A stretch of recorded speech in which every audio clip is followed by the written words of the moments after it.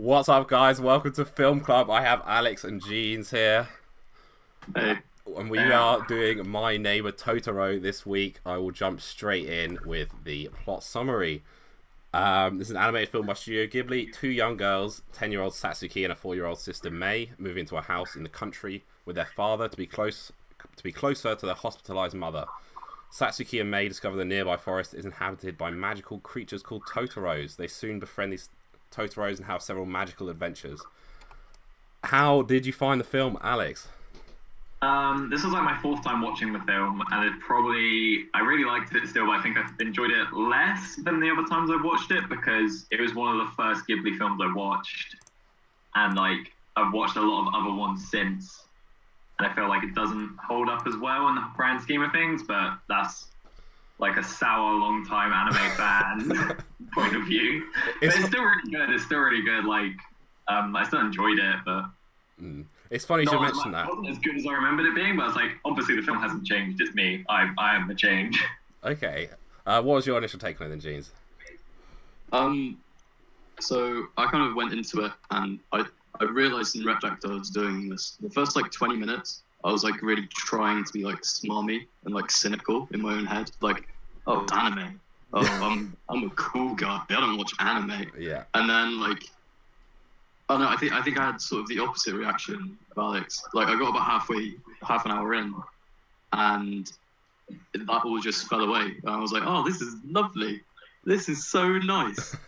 And it just like continued building up, just like feeling nice about the film until the end. But then this is my first time watching it, so Yeah. Yeah, it was my first time watching it as well, and it's funny that, Alex, you mentioned that you watched it a load of times before, because when I was looking for a picture of you for the graphic for this episode, going back through your old profile pictures, and one of them was like a My Neighbour Totoro picture. Oh yeah, I've got like one on my head or something, right? Yeah, for sure. And I was like, oh, hang on, this is the perfect guy for this episode. I'm flashing a bit in my room, so Yeah. I should have gone. Yeah, get the prop real quick. But one of the main, I don't know if I want to say nice, adorable. One of the main themes or like motifs in this film is childhood. I would say I think that's something that runs all the way through the film. Alex, you said you've kind of gone off it a little bit as you've grown older. Do you think that as you've stepped away from childhood, you become more of a cynical old man, and that's a factor in why you're not so keen? I don't think so, really. I feel like one of the reasons I didn't really like it as much, I feel like I just didn't really. I was looking for sort of like a theme, like an overall, a deeper thing than that. And I was like hoping to sort of spot something. Like I really like the relationship between the two sisters in the film. It's just like a lot. I feel like something that happens a lot is the older sister Satsuki is always like running ahead of Mei and stuff, and like then that comes back to bite her at the end when Mei gets lost. Basically, she keeps running ahead to do stuff, and then they lose her completely, and she realizes how much this little sister actually means to her, sort of thing. Whereas the rest of the film, she's trying to push her away. And I feel like anyone who has like a younger sibling can maybe relate with that a bit, like where you have this stage where you like push them away a bit because you're just like, I want my own space. Yeah. But like when they actually need something, you're there for them, sort of thing. But I don't think like that was the reason I didn't like it as much. I think the main reason I didn't like it as much was just because I think other Ghibli films are better, and I feel like this one's a bit. I don't know, maybe there's just like a lot of the other films are like a bit grander, like they're sort of 2.5-hour films. We mentioned in the chat before Princess Mononoke, which is like it goes on forever, and it's like probably a lot of people's favorite one they know the most. Yeah. Whereas this one's sort of like a 90-minute family film. So I think it was more just that. Well, there's no real conflict. Yeah. Like, there's never a point where you go like, oh, everything's going well. No, yeah, you're right. The closest thing is the bit where the younger sister, I can't remember her name, Mei, goes missing, and like the village comes together and goes, oh, is this her shoe? And then like 15 minutes later, everything's okay. Yeah. And I don't know, it's really interesting for me, at least, watching a film where like everything is basically fine like throughout the entire film, everything's basically okay, and then there's a little bit where you get worried because something might not be okay. Yeah. But then it is, and it's everything's great. And there's a cat that is also a bust. I was huge on that. I was so big on that. Yeah. As soon as he appeared, I was like, all right, I'm in. Let's get it. Yeah. I think absolute worst is like very mild peril, because like you're pretty convinced this child isn't dead. Yeah. Like, there would be such a twist in tone if suddenly the 4-year-old girl had drowned in the lake. Yeah, for sure. Yeah. I think you make a good point that it's quite thin in terms of like substance or plot or like what goes on. It feels to me more like a film that's just kind of meant to be atmospheric, or like it's meant to just give you like a nice impression. And Gene, as you said, it was incredibly nice, just in watching it is like that. Which means if you're expecting like something action packed, you're gonna be a little bit left dry there. Yeah, I felt like it was more of a mood piece than anything else, honestly. Like, because not a lot happens.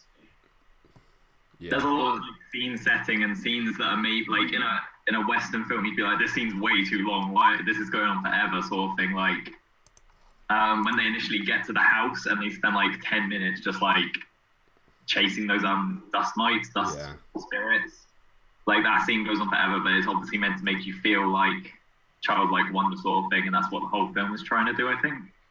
Or at least the first half hour where they discover the dust mites, they discover the Totoro, and like the dad's like playing them along the whole way. He's sort of just like never a disparaging figure. He's always like super supportive of like, oh yeah, let's go check this out, and he's always like making up little stories to like build into that. Yeah. The first half of the film is definitely like all mood piece and scene setting. There's like 45 minutes of just like it's not really set up because nothing dramatic really happens at the end.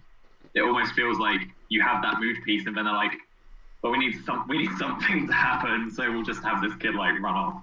I think it's definitely I think like one of the main kind of themes of the film is that everyday things can be magical. Like if you're a child, if you know what I mean, like when you're a kid, there are things that you see that are just so inane and everyday to an adult, but because you're a child and you're in that specific frame of mind, like it means so much to you.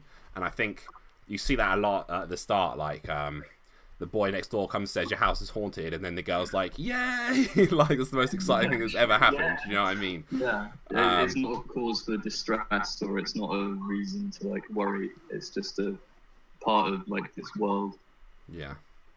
I think it's trying to evoke that kind of same childlike wonder in you as the audience.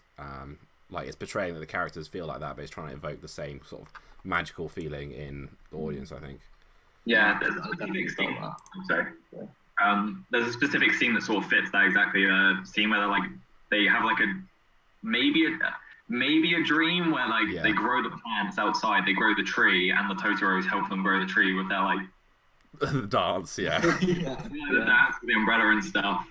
And like as a viewer, you're like, oh, that would be super exciting. I can see like that would be absolutely mental. And then they have the same excited reaction when they just go outside in the morning and see that the plants have just sprouted. They're like, oh, they're still like absolutely buzzing over it. Whereas like as an adult, you're just like, oh, okay, of course those plants sprouted. But to them, that's the same thing. They're like, they see those as equally exciting things, which is like exactly what you were saying. Yeah. They're trying to evoke. Yeah, that's a great example of it. Thanks for bringing that up. Okie dokie. So I got first discussion question here. Childhood runs all the way through the film, with both protagonists being children and inhabiting a somewhat childlike world. Do you think that makes this a children's film? I think it's one of these things where it works for both sort of like newer Disney films, where it's like you can, like I was just saying in that example there, you can obviously sort of see and you can definitely enjoy it as an adult, but I don't think it's the same. Like Matt was saying, it's exactly this. When he saw the cat bus, he was like, "Oh shit, yeah, cat bus," which is definitely like the reaction I remember having when I was like 12 years old when I watched this for the first time. It's like definitely there's some bits of the film that are like really really cool, no matter how old you are. Yeah. But I'm not really sure. I'm interested to hear what you guys think on that. Like, Yeah, Jeans. I don't think it's a kids' film. So I was watching a bunch of like analysis videos on like sort of the golden age of anime last night, Okay. just for like talking points and stuff. And I think I watched it far too late at night to remember much. But one thing that really stuck with me, one of the guys said, can't remember. I think it was might have been like Super Eye Patchball or someone. I've watched his video. Actually, he's really good. Yeah, he's really good. He said there were just a bunch of films made when anime broke into the West. Like Akira is the best example of it, where they weren't really made for anyone. Yeah, I've seen this There was exact no video. audience in mind, and it just sort of meant they could do whatever.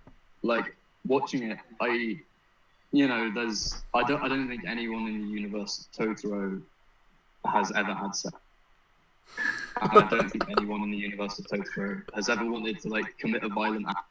Yeah. Like all of the peril comes from just sort of stuff happening.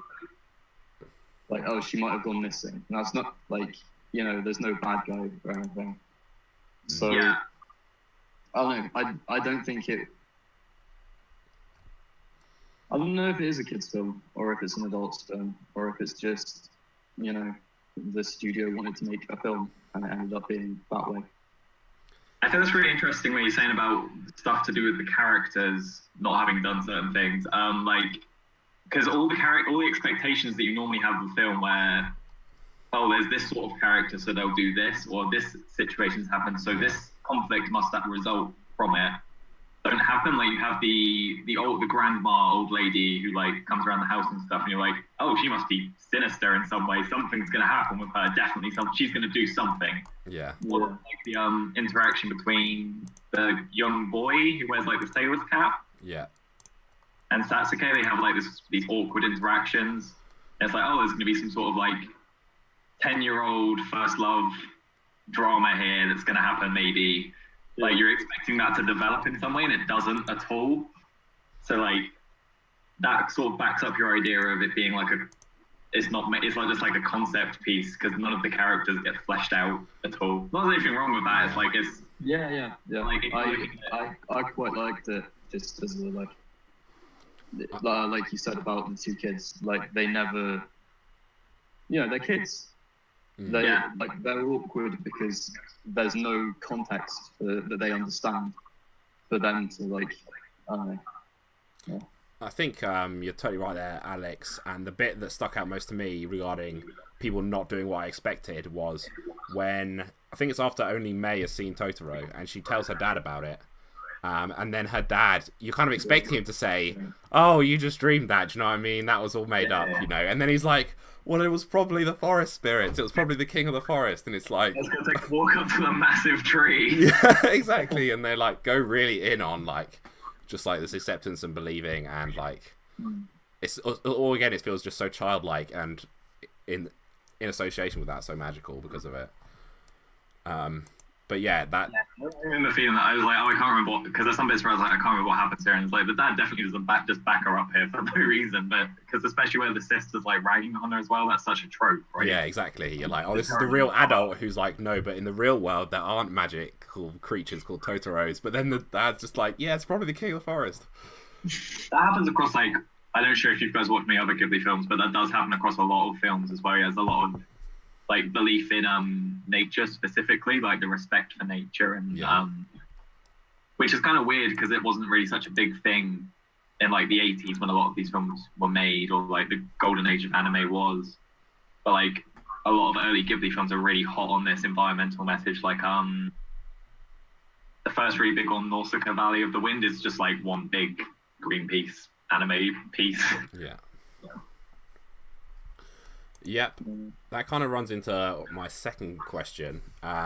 So you might have to bring your brains back to the beginning of the film. But very early on, Satsuki goes out to fetch firewood, and then there's this mysteriously like really strong wind that occurs. And like later in the film, when you see the cat bus running around and we see Totoro flying around, there's also this suspicious wind, but you know then it's because Totoro or the cat bus is going past, but the normal people can't see it. Do you guys think that at the very start of the film, the children aren't able to see Totoro, and it's something happens to them or something changes in their environment that allows them to see these mystical spirits, or do you think it was just nothing at all? Jesus, Jesus got his eyebrows well raised, so if you want to take that. Yeah, because they have that bit where they're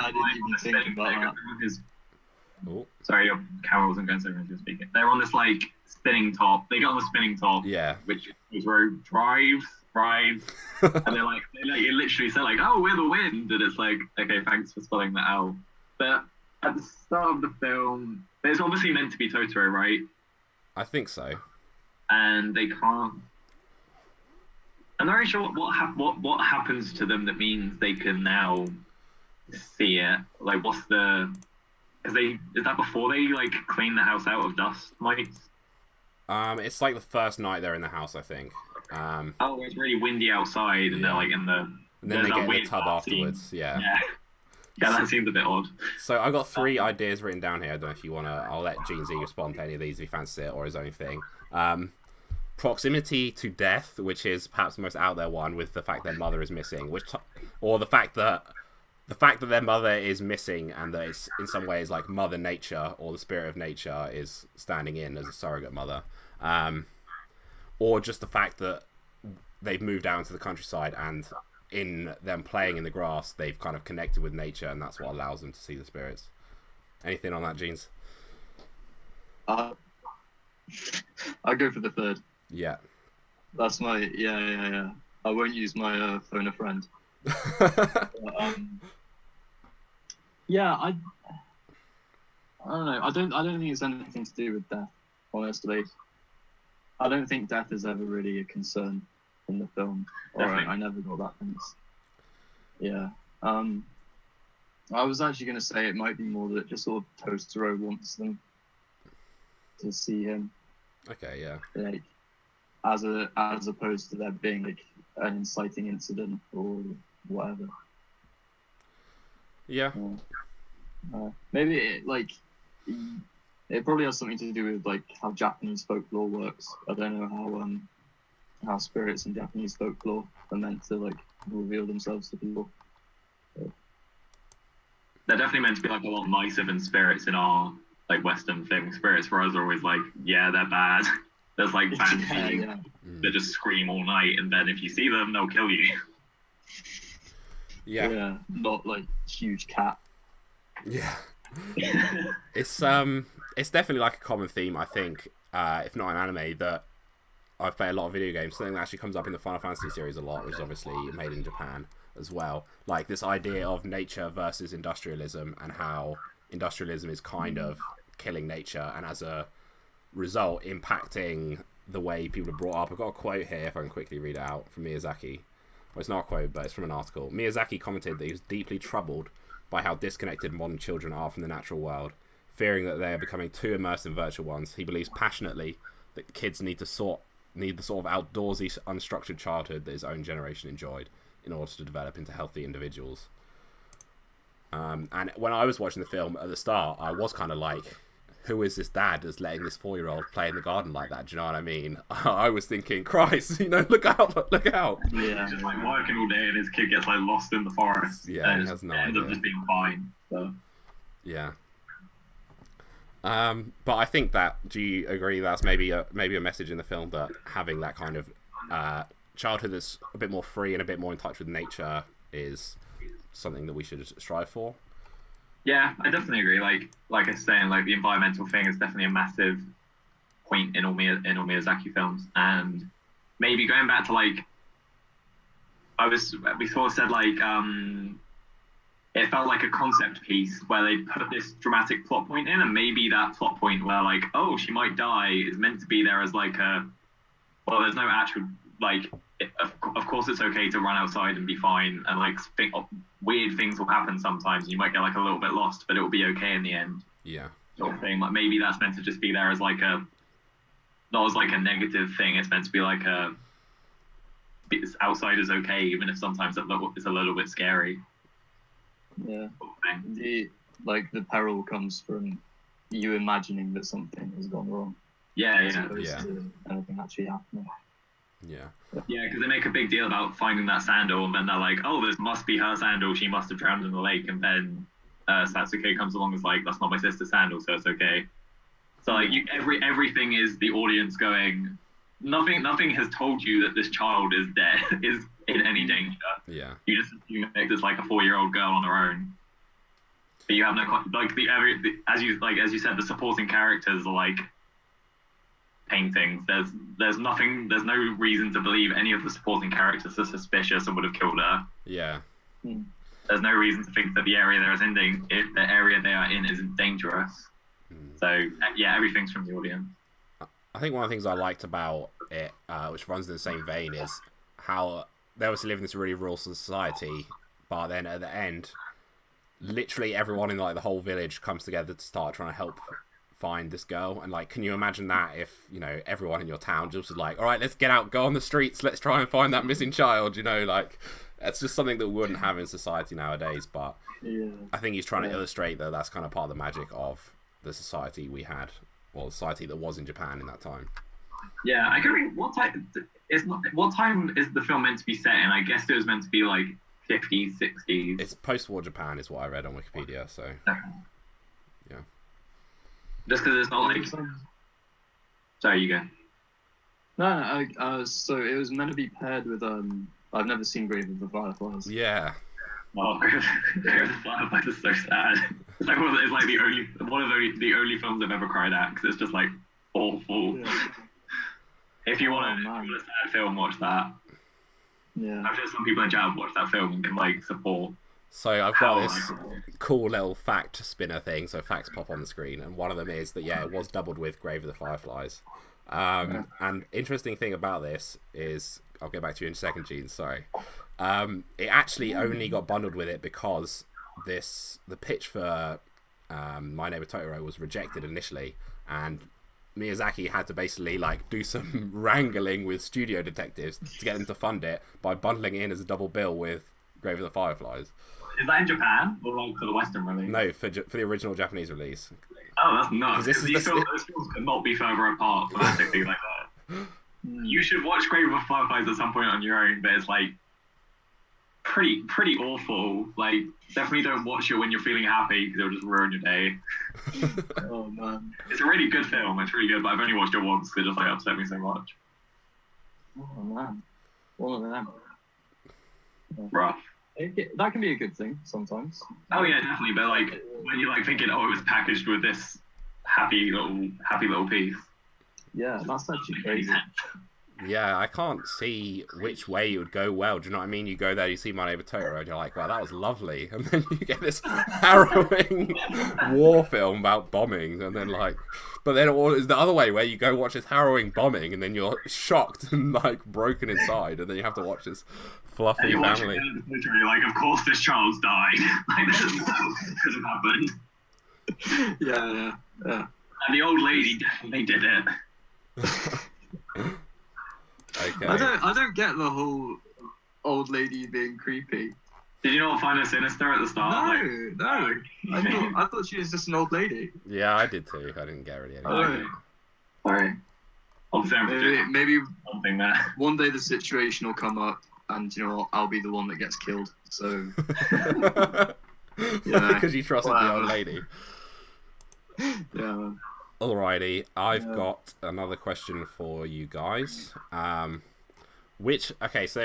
in my opinion, and I think a lot of people who've watched it agree from what I've seen online, there are some moments, or I would say sequences in the film that like were absolutely standout moments. I'm thinking of when May first falls down the rabbit hole.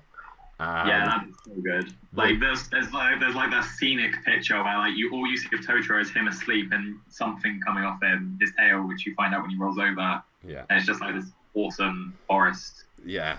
Chamber, and it's just like it's absolutely silent. Just like what's gonna happen? Yeah. Like how is it? Because the whole 25-minute intro builds to that point before like it's like the next act of the film after that. Yeah. Kind of thing. Yeah, I agree. So the three moments I picked out was that down the rabbit hole, The kind of dream, maybe a dream sequence of the growing the tree magically in the night, and then the bus stop scene with Totoro in the rain, and then the cat bus first appearing. Like, these were my most standout sequences in the film. Yeah, like, which one was your favorite, and what is it that made it stand out the most? I'm going to send it to Jeans first. It's a toss-up between the second and third. Yeah. The first appearance of the cat bus, obviously not just for that. That was excellent.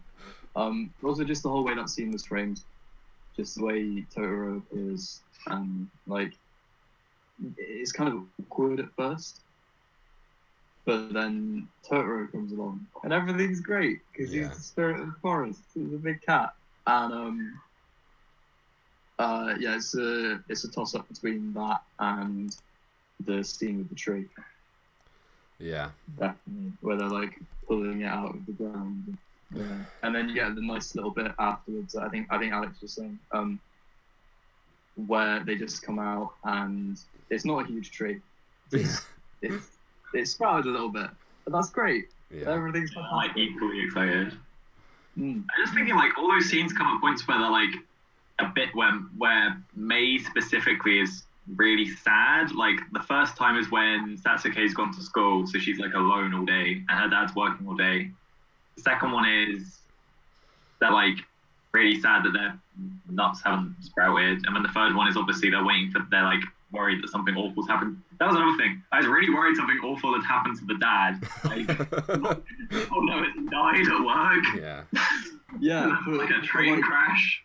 Yeah, for like 2 or 3 minutes. Yeah, it builds it up. Yeah, it is crazy how much tension they jam into a bus being late. Do you know what I mean? It's like such an inane thing, but you're so built up into it. Especially when you think of it like today's concept of like, oh, you just message them on mobile. Exactly, yeah. Like, oh, there's actually nothing these kids can do. Like, what's going to happen if their dad, even if he's just like, can't get home tonight, like, what are they going to do? Yeah. There's like, my favorite is definitely the waiting for the bus scene, because it's like, it does make you feel really sad at first. You're like, 'cause you're pretty worried, and then Totoro sort of arrives and makes it all okay. Yeah. And again, it has the thing of like, they're super excited for the cat bus, but then they're equally excited when their dad just like, is like, oh yeah, I was just late, no worries, kids. They're like, oh shit, yeah, this is great. Dad's here. Even though it's like it's ridiculously late and they're soaking wet, they're equally excited for both things again. So maybe they're going for like the same sort of thing where you get really excited for the cat bus, but you also see like, oh, remember when you were a kid and you're just really excited to see your parents were home from work, sort of thing. Yeah, I'd like that. It's kind of like, there's these magical things which are magical, and then there's your dad coming home from work, which is also can be magical, you know, if you do it in the right way. Really like nice. to the kids, those are the same thing. Like, they both just mean something good has happened. Yeah. I want to bring up something. We're getting into maybe minorly pretentious film criticism here. This is damn, man. Yeah. This is what I signed up for. Yeah. Actually, wait. Can I make a point, right? Yeah, quick. I was really, really nervous when you asked me to do this. Yeah. And I'm so glad we're discussing My Neighbour Totoro, because I was sat there like, man, what if he asks us to watch, like, I don't know, The Shawshank Redemption, or like The Boy in Striped Pajamas, and I have to like sit here for like an hour and a half, just like, that's messed up, man. But I'm incredibly glad we're doing My Neighbour Totoro. It was an absolute joy. Yeah. I'm glad you're enjoying yourself. Okie dokie. So, we mentioned. So one of the things I noticed was there's an awful lot of silence in the film, like just moments where there's literally no sound at all. And I saw this quote from Miyazaki. He says, he always likes to allow room for his characters to breathe, allow for quiet moments to settle in, and he wants those quiet moments to define his work more than explosions or airships or anything like that. In an interview with Roger Ebert, he explains why these scenes are effective. We have a word for that in Japanese, he says. It's called ma, which means emptiness. It's there intentionally. And he does this thing where he claps his hands and says, the time between clapping is ma. If you have non-stop action with no breathing with no breathing space at all. It's just busyness. But if you take a moment, then the tension building in the film can grow into a wider dimension. If you have constant tension at 80 degrees, you can just get numb. And I think that's kind of, obviously, maybe a little bit highbrow for us, but the idea of building kind of tension and having the quiet moments, which allows the more impressive moments of the film to stand out, is what I think, well, maybe not the main thing, but it definitely contributed to some of these big moments actually really standing out, because a tree growing, a girl falling down a hole, and a bus arriving aren't inherently that exciting, but I think it's the way that they are woven into the film is what makes them into such significant and big moments. Yeah, I agree with that, because like we were saying, when there's that bit where they come up in the forest clearing for the first time, like I said, it's dead silent. Like, you do have a minute as a viewer to sort of be like, what's going to happen here? Especially if like you hadn't seen like if you didn't know it's the Totoro because it's on the DVD box cover and it's on, or the movie poster. Yeah. But like if you had no idea what that was going to be, that's like a really exciting moment. And the same when he arrives when they're waiting for the bus and he arrives in the rain. There's like a huge build up to it. And there's like 2 minutes of them, just the two kids stood in the rain, like Mei's falling asleep basically, and Satsuki has to pick him up. And it's just like, there's not really any dialogue for a long time. Yeah. So yeah, I think it's kind of weird to have it in this film because there's not even any really big action moments. Like it's all still pretty. There's not like a fight. There's obviously not like a fight scene or like a chase or anything. Yeah. Like, or any sort of conflict, really. Yeah. But it's like, I think it is important. There is the silence that makes, like you were saying, like it does make the tiny dramatic bits way more dramatic. Yeah.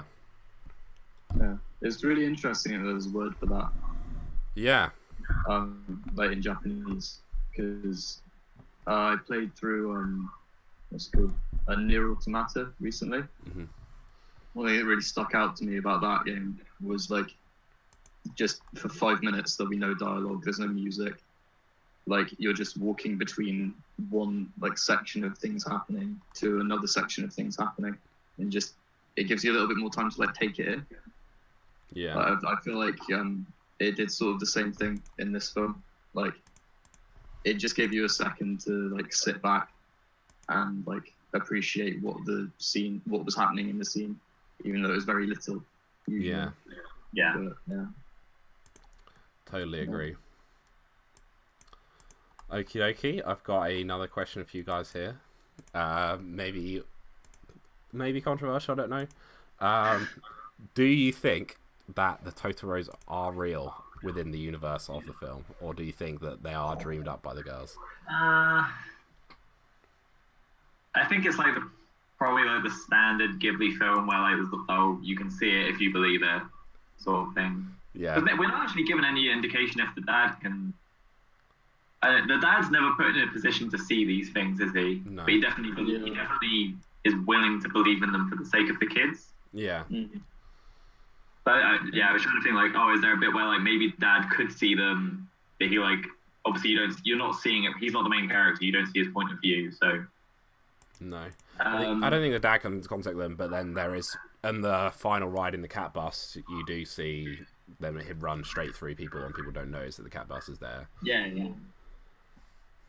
I didn't choose to believe that they're real. I don't have a critical angle on this. Yeah, that's fair. They're just great, aren't they? Just all of the like mystical things in this film are just fantastic. Like the designs are just great. None of them are like sinister. Like we were saying earlier, they're not at all like the Western ghosts or spirits. Yeah. Yeah. So yeah, I prefer to believe that the Totoro universe has these lovely, lovely things in them. Yeah. I like to believe as well. The thing is, they physically move the characters. They get Yeah. somewhere, so that's like a bit. I think if there wasn't that bit where, like, at the end, where the cat bus like picks up Satsuki and runs her over to Mei and then runs them over to the hospital, it would be a bit. I don't know, that bit's like really weird because the rest of it is like, oh, they could have just dreamed this. Like you have the tree bit, they go into the forest, that could all be a dream. The first cat bus where they arrive back at the same place could just be like a story that Satsuke's telling to Mei. Yeah. But that bit is a bit like they've literally been moved by this bus that is a cat. Yeah. Maybe this is really, really pretentious film criticism, but maybe it doesn't matter. Yeah, that's a good take as well. Yeah. You know. Yeah. Which is, I'm sorry, that's a terrible, terrible answer to give. Yeah.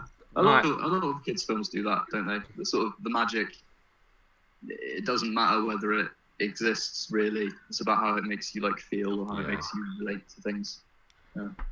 It's like, I think Alex maybe touched on this. It's like, if you want to believe, it's there to allow you to believe. Do you know what I mean? Yeah. Yeah. If you have that will, then you can totally believe that they are real.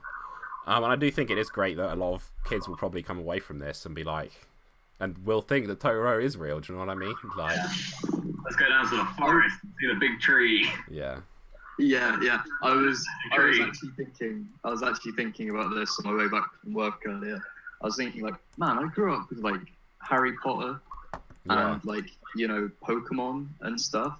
But Pokemon's kind of the same thing. Like, imagine being like a little 8-year-old kid and seeing Totoro, and then getting like a plushie of Totoro. How like wholesome. Yeah. Like, nicer than just like hordes of Harry Potter merchandise, which is just like pretty soulless. I don't know. That's controversial, man. You're gonna get flinged in chat for that. But that's fine because I'm gonna agree with you. I have got one comment in chat from Ship, which says, "Jeans, you gotta stop calling yourself pretentious over these perfectly reasonable statements." But I mean, you gotta have a little bit of. I gotta manage expectations. There's definitely been like more pretentious things said. Yeah. You're in the clear. Yeah, you're in the clear. we gotta aim high. We gotta see how far up the pretentious scale we can go. See where we land. Speaking of, we've got another one from the chat. Totoro is just a big brown Pikachu. Changed my mind. Courtesy of Goofballs. Thank you very much, Goofballs. He's great for a start. I don't know, he's more like a big beaver, I think, like a beaver thing. I always think of him as a cat, really. Yeah. Like if he had like little arms. So I don't think so. It's not like Arthur from Arthur where you're like, oh, I wonder what animal he is, like Totoro. I honestly don't care. Like, I don't care what animal he's meant to be. Yeah. I was gonna say, I don't think Totoro would fight things if you asked him to. I think he'd get in the book. Definitely could. He's got the size. Yeah. And he's flies faster than the wind, so he's definitely like super powerful.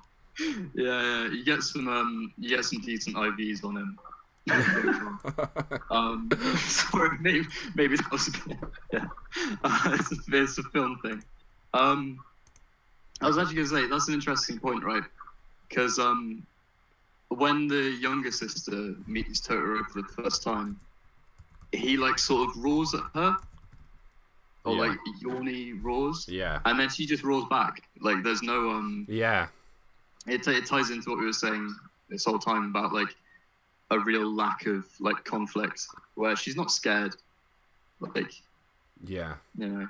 Like she has no reason to be scared, right? Like the only fear is what you're projecting onto it as the audience of like, oh, she's fallen down this thing. Yeah. Because like obviously our equivalent could be like Alice in Wonderland, where there's definitely a lot of things do happen to her. Yeah.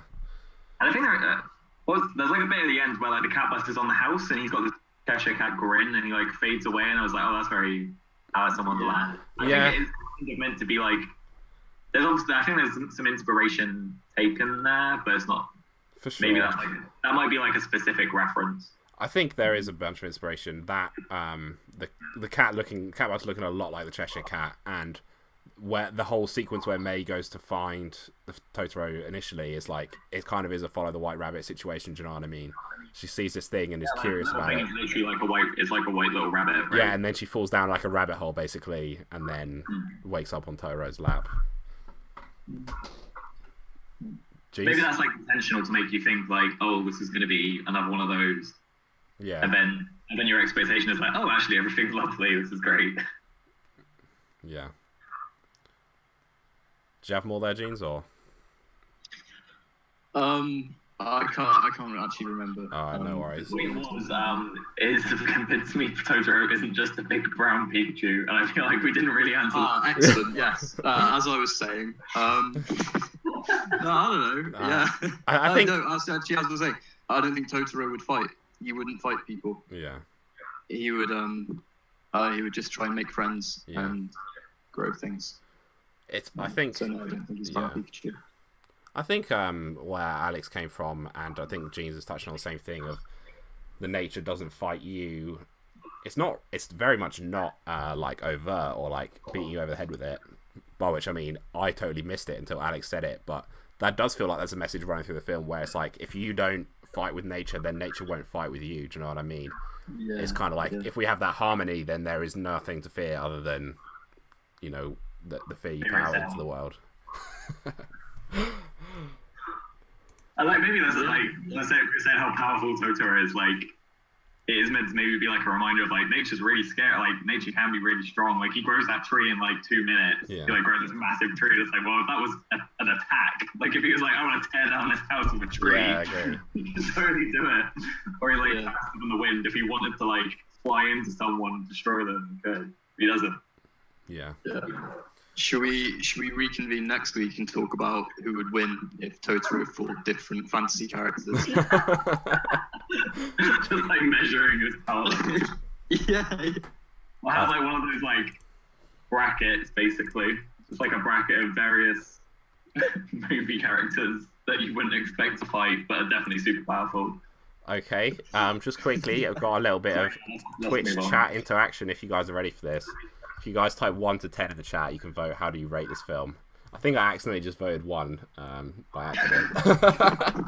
But you can do that and then see how this comes up. We'll get it all on the stream, which is cool. In terms of the what we were just saying about the fear thing, I think one of the like things that makes that kind of message really interesting is it's not like some of these other Ghibli films that you mentioned where it really is trying to bash you over the head with, oh, environmentalism is good, oh, nature is good. It's just there, and you can, like, the message can be read into it if you want to, but like it isn't trying to tell you anything. It's just letting you enjoy this kind of experience.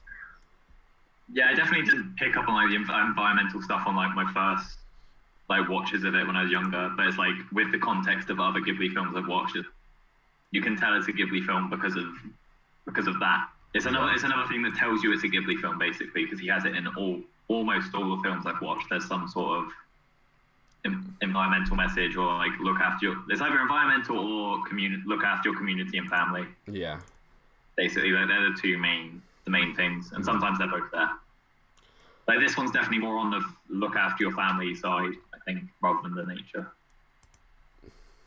So you have like the dying mother, the dad who might not get home, the older sister, younger sister relationship. Yeah. Got another one from Tabby Goblin. This was a while back, but so his actual quote: honestly, so many anime films are basically just thinly veiled nuclear metaphors, referring to, like, obviously we know there was that atomic bomb incident in World War II. Do you read any of that into Totoro? Not Totoro. It's in a lot of anime films. It's in like obviously Akira. That's the whole idea. The main one. If you guys have seen that, the whole thing is meant to be like a nuclear metaphor, basically. Yeah. What other Ghibli films do that? Like, just like a question back to chat. Like, I feel like there's not really any other nuclear metaphors. You have Grave of the Fireflies, which you mentioned earlier, but again, that's not. I don't remember it being too nuke focused. It's more just like, oh, you have Nausicaa Valley of the Wind. Yeah. Which is like another post-apocalyptic world sort of thing, where there's been like an event of some sort. But Totoro is not like that at all. That's like super diverging. There's definitely not been. This could easily be a no nuke Japan world, but like there's nothing that implies that there's ever been any conflict in the history of the universe. Yeah.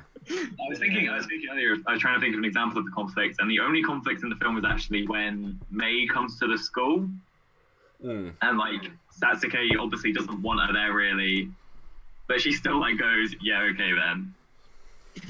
Yeah, there's actually a really small conflict there. So we got one. Nailed it. Definitely. Yeah. We made it. It's an exciting incident. After 40 minutes of talking about this film, we finally remembered one incident. Yeah. Do you reckon there's maybe someone in chat is like, or someone just watching at home is just sat there like, oh, these guys are dumb. They don't know that Totoro is actually a post-apocalyptic film. Yeah. Have you not seen, I don't know, a 5-minute short Ghibli did in 1963? Reveals it all. That's another thing that actually made me a bit nervous to talk about a Ghibli film. Just because, like, there are people that love Ghibli. Yeah. Like, there are people that know everything. Yeah. I'm not one of them, so I'm glad we haven't got anyone angry in the chat. There is actually like a precursor film to Totoro, which is basically the same concept. It's called Panda Go Panda, and it's like one of the first Ghibli films, and it's basically the same storyline, except Totoro is a big panda instead. It's like, and it's kind of, I watched it like once, and it's like pretty funny in like it feels like a proof of concept for Totoro. It's like really awkward in a way. It's like, you can tell it's the same thing, but it feels like really off. Like you're sort of just like, if you've seen Totoro before, obviously it feels really off because it's like, you know what's gonna, this storyline. Like I think it even has like a kid who gets lost at some point. They obviously spend about 20 minutes messing around, and they meet this giant panda, or he like breaks into their house kind of. It's not like they go into the forest and discover him. There's just like this big panda out of nowhere. Oh, the panda comes to them. Yeah, the panda like he like knocks on the door or some shit, and he's just like, "Yo, what's up?" Yeah, I agree. I don't really see there's any nuclear kind of thing going on here. The examples that Turbo Goblin's given in the chat. Nausicaa to an extent, Laputa, which I don't know, I've not heard of that one. Yeah, that one as well, yeah. And he just says generally was like a big late 80s thing. I do think, well, you mentioned earlier, like, where is this film, or when is this film set? And I also didn't know and had to look it up. And it is in post-war Japan, but nothing in it, I mean, a lot of stuff in it said Japan to me, but nothing in it indicated any sort of there was a war before, there's no relic of that, nothing that you overhear or see in the background that's like a clue towards that. I think that is just another nod of like, this is a child's experience. If you're a child growing up in that time, you wouldn't be like that aware, or it wouldn't be in your consciousness to that degree. There had just been an enormous war. Like the only indicators of time are like there's like an old-timey phone that they use, where they have to like dial through to a switchboard, and then they get passed on. That's like the early 60s. But like, and then maybe like if you have like a really good knowledge of Japan, you could be like, oh, they're still doing rice farming like this or some shit. Like, I don't know. But there's like, from our point of view, there's definitely nothing obvious. Yeah. Maybe that's deliberate. To make it like a bit more like timeless, maybe, to make it more like. That's make it so it can apply just as much today, and you could just take if you like tweak a couple of bits, like it would literally be like this could be any time. Yeah, I think it is definitely meant to capture a certain era of Japan, or at least a time in which there was that kind of more community-driven and less sort of technological world. I'm basing that on director's statement, which is something that Miyazaki said. My Neighbour Totoro aims to be a happy and heartwarming film, but also wanted it to be Japanese, to capture what we don't know, what we have forgotten, and what we think we have lost. And in terms of what we've forgotten, what we think we've lost, I'm sure that's got to be referencing like the kind of community that we have, the kind of relationship we have with nature, and stuff like that. Yeah, because there's this, when they're waiting for that bus, like May goes into the forest and there's like this old shrine that she like sees off the side of the road. And you kind of think it's going to be a bigger thing, but she like looks at it and like there's like I think, is it that when it's, I can't remember exactly, but is that when it starts raining? Like, I think it's already raining. It's already raining, and like there's like a close up on this shrine, and I think that links to the stuff that we've forgotten, sort of thing. Like this shrine is cast to the side. Yeah. And sort of the connection to the spirit and that sort of thing. I think that comes quite soon before in the film as well. But yeah, I think it comes quite soon before Totoro appears as well, which is kind of like an implication that like it's, you know, it's still there. Yeah, exactly. It's still there. We have just forgotten about it. Jeans, anything on that? I think I'd need to know more about like sort of Japanese culture, like around the time. I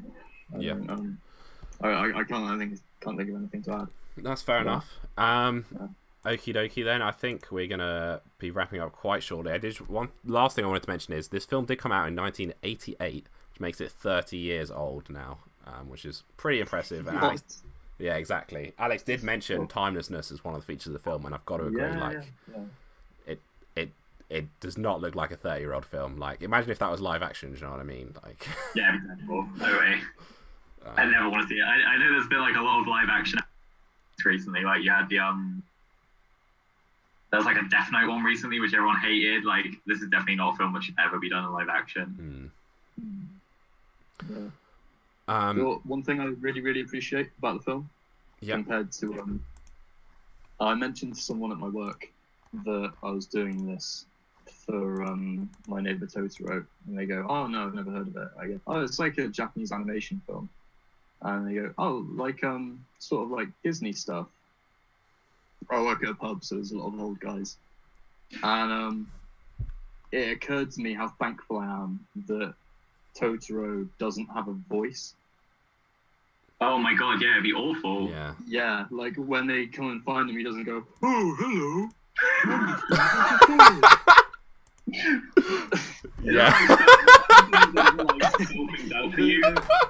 If it was like, I am the spirit of the forest, it's like, well, we can see that. That's like, see don't, show don't tell. Like, you can tell he's the spirit of the spirit. The spirit of the forest. Oh my lord. In context, he doesn't need to go, "Hello, small child." Yeah. That awful like boy. The little one that follows him around could be like, "Hi there." Yeah, that voice would be even worse. Oh my god. Yeah. Yeah, I think your mother's dying. We need to go save her. You're totally right there. And it keeps it adult. It keeps it, you can appreciate it more because it's not yeah. There aren't these annoying characters. Yeah. The only annoying characters are like the children. It's like, well, they're just children. Like, if you find children a little bit annoying, you'll find them annoying. But if you love children, then, or if you have children yourself, you'll be like, oh, of course, kids, of course, they're like this. Yeah, I think. Imagine, like, if the cat bus had a voice, that would be absolutely outrageous as well. I think overall the sound. Love you, kids. Overall, the sound and music in this film are incredibly good. Like, there's a theme that plays when this first when May falls down the hole, and then again during the tree growing scene, and it's like, it's just amazing. The music sounds so magical during that moment, and you can like feel it all coming alive.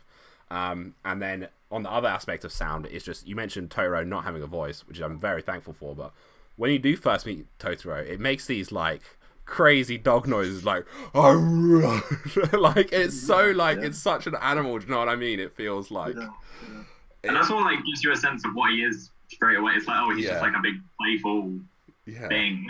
Yeah, exactly. It's not like, oh, it's not a nasty dog, or it's not a friendly cat. It's just a thing that's just itself. Do you know what I mean? It's just Totoro. Even though it's just like fantasy noise, like you can still tell it's friendly. Yeah. Which is nice. Yeah. I like the way the little kids like roar back. Yeah. It's definitely like a kid's roar. Like, it's not It's not like a powerful noise, you know. It's very much like a little child just going. Meh. Yeah. She's trying to talk with it, right? Like she actually thinks she's like having a conversation with this thing. Yeah, definitely. Like how kids talk to cats, right? Yeah, definitely just Or kids. like how like how grown men, 23-year-old men, well-adjusted 23-year-old men might talk to cats. Oh, okay. Is there anything you guys want to bring up about this film? I'm at the end of my notes.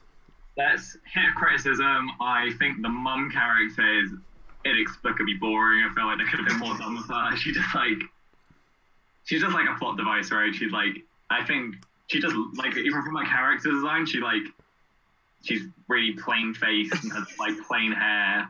It's just like, she doesn't really say anything. She's like, oh, I'm really happy I'm going home soon. It's like, of course, like, yeah, we know. I hope I get to see my children soon. It's like, okay. I think I would have liked for her to have a bit more conversation. I don't know. Maybe if like the scenes of her were a bit long thing. I don't know. She's just like I don't want to say she's a bad character because she's not really a character at all. She's just like there. I don't know if you guys feel the same way, but like that was just like how I felt about it. Yeah. I feel like I won't, like, weirdly enough, I don't feel like I'll go back and watch this again. I feel I enjoyed it like a lot. I thought it was really, really, really good. But like, you know, a lot of the reasons I won't go back and watch it again were actually like positives for the film. Like, you know, there's no villain, there's no arc, you know, the characters sort of develop a bit. Yeah. But like, you know, whatever. I feel like the film would have actually like lost a lot if it tried to like nail those things down.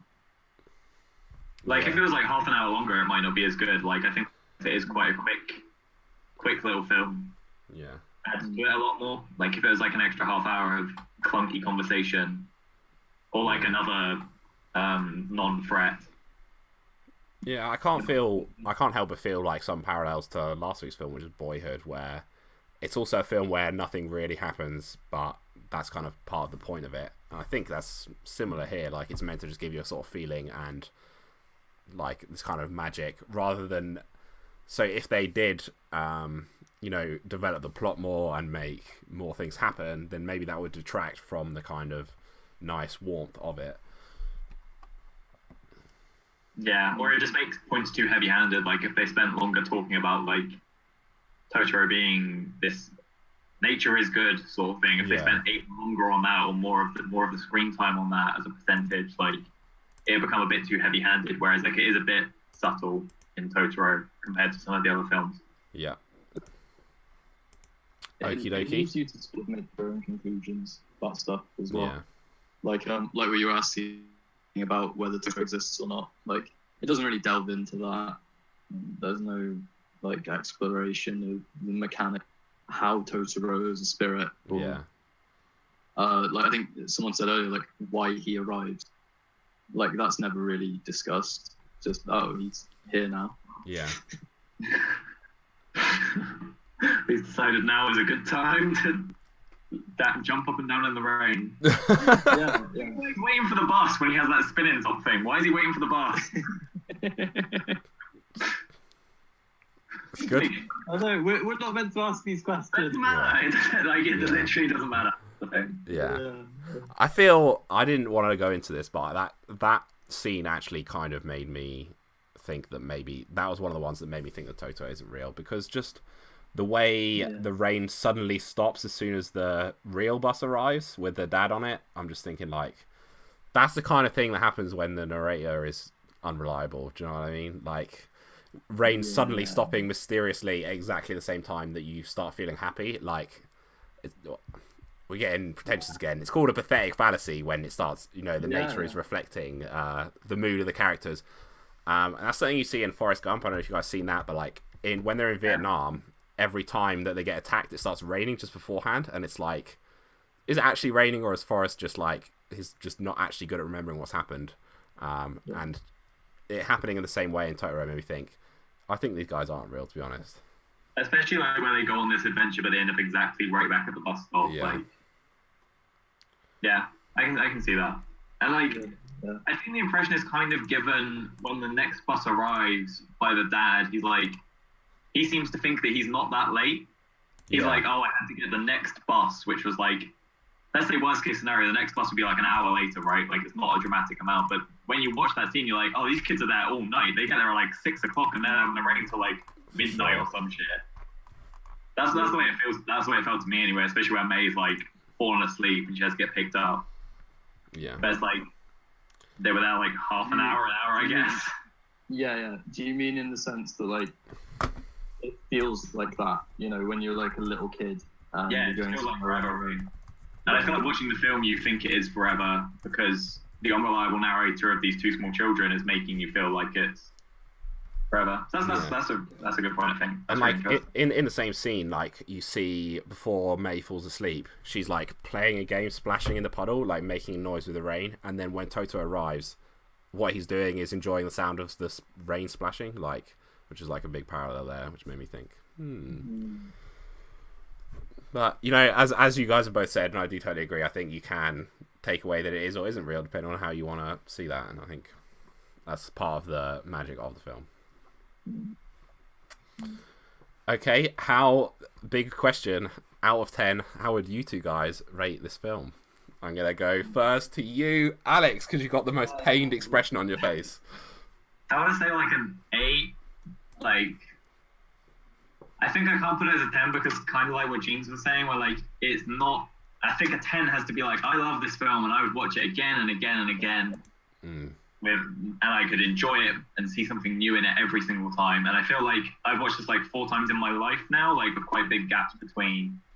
Just like with different people, I watched it. Or like for this, it's a different. I have to have like a reason to watch it. Like I want to show this film to someone because it's really good. But if I'm just like sat around, it's like, oh, I fancy watching a film. Like I wouldn't watch it again. Whereas like my favorite film is Eternal Sunshine of a Spotless Mind, and that film is my 10 out of 10. I could watch that again and again and again and find something new in it every time to enjoy. Yeah. So I think that's why I can't give it like anything. I think like an 8 is like, this is really good, but and there's the but afterwards, right? Yeah. So okay, Jeans. Yeah, I think Alex is spot on. I think it's an 8. I think exactly. Like a 9 or 10, there has to be reason to go back. But I don't know. I think there's like 7s that you would go back and watch again, if that makes sense. But that maybe you wouldn't enjoy as much as the like few times that you watch this film. Okay. I'm actually going to go a step up. I'm going to give it a 9. I agree with what you're saying, that there is only so much to it. But in the same vein, I think what it does exceptionally well. And whilst it's limited in that it doesn't have that much depth to it, it's pretty impressive at doing what it does. And I very much enjoyed watching it. So yeah, there's a 9 for that. You guys, different things from each time. Like I spent more time like trying to pick up like themes and stuff this time. Like I think I looked more at the older sister, younger sister relationship, because at the start of the film it's quite relevant, but then they don't really bring it up later. I was like, oh, but I couldn't remember they didn't bring it up later, so I spent a lot of time looking at that, trying to see if that was throughout the whole thing. Yeah. And like some stuff like you're saying, the music is just like fantastic throughout. Yeah. Like. I think it's just so incredibly well executed that I've got to give it a really high score. But like, I agree with you, it can't be a 10 because it's not 10 material. Yeah. All right. Sorry, bands. I think 8, 9 is like a pretty good rating, you know, for a fan of amateur film critics like us. Well, that's a hearty recommendation. Yeah, for sure. Yeah, I would like, recommend. People sort of think like, you know, you have like games reviews, but good starts at 80%. Yeah. It's like 80% should actually be like, oh, this is really, really good actually. Like you should definitely do it. When like the scale should be more like 50%. A 5 out of 10 should be like, this is good. Yeah. 5. Yeah. So yeah, an 8 is definitely like a really glowing score. For sure. Okay, guys, everyone in the chat and you two guys can all vote on which film we're going to be doing next week. So the 2 choices are, I'll just put a vote, I linked to the poll. What did chat say? What did chat think it is? So we only got 1 vote on the poll, which was very sad, but it was a 7. But That was Jeremy, and he's since said, I think I was too harsh with a 7. It's definitely nearer an 8. So I think we've talked him up a little bit there. We've talked him up with our glowing review. So if we have a look at the films for next week, which you guys can vote on, are Little Miss Sunshine and Donnie Darko. So get on Twitter, follow me on Twitter whilst you're at it, and vote in the poll. Let us know which one you want to do. And we'll be back at Thursday, 8 p.m. next week. I have some absolutely heinous things to say about Donnie Darko, by the way. We will see whether Jeeves makes it onto the panel next week, depending on what he has to say about this film. But yeah, no, that's it for me. If you guys got anything you want to say before we sign out? No, I'm good. Thanks for having us on. I enjoyed revisiting this film in like a different context. Yeah. It's good fun. Yeah, thanks. Cool. Jeez. Yeah, it's a lot of fun. It's a pleasure. All right, excellent. I will see you all guys next week.